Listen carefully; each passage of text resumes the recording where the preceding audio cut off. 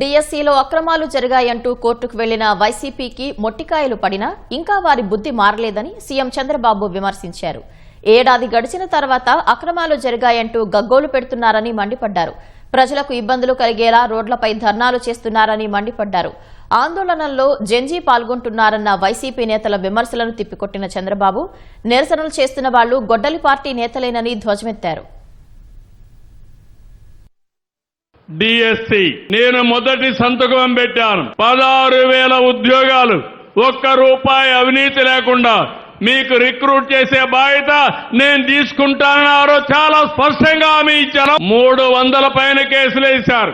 ఉద్యోగాలు ఇవ్వడానికి వీలు లేదని, రిక్రూట్మెంట్ చేయడానికి వీలు లేదని అవన్నీ అధిగమించాం. సంవత్సరంలో డిఎస్సి పెట్టి వాళ్లకు నియామక పత్రాలు అందజేశాం. 1 ఇయర్ అయింది, ఉద్యోగాలు చేస్తున్నారు. నిన్న మొన్న వీళ్ళొచ్చి మళ్ళా అవినీతి జరిగిందని పేపర్ లీక్ అయిన మాట్లాడే పరిస్థితికి వచ్చారు. ఇంతవరకు ఒక్కరు కూడా బయట వాళ్ళు చెప్పలేదు. ఎవరు రాజకీయం చేశారంటే గొడ్డలి పార్టీ రాజకీయం చేసే పరిస్థితికి వచ్చారు. దీనిపైన కోర్టుకెళ్లారు. కోర్టు మళ్ళా చీవాట్లు పెట్టింది, కొట్టేసింది. కానీ ఇప్పుడు కూడా ధర్నాలు చేస్తారు. ధర్నాలు చేసే వీళ్ళు చేసే పనులు మీరు చూస్తే ప్రజలకు ఇబ్బంది కలిగించాలని ప్రయత్నం చేస్తున్నారు. ఒక తరాన్ని నాశనం చేశారు. ఇంకొక పక్క ఇప్పుడు జంజీ అని మాట్లాడతారు. వీళ్ళు జంజీ కాదు, గొడ్డలి జగన్మోహన్ రెడ్డి గొడ్డలి.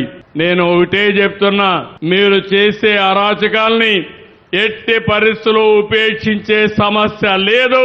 ప్రజల బాగోగుల కోసం ఈ ప్రభుత్వం అవసరమైతే కఠిన చర్యలు కూడా తీసుకుంటానని మరొక్కసారి మీ అందరికీ హామీ ఇస్తున్నా.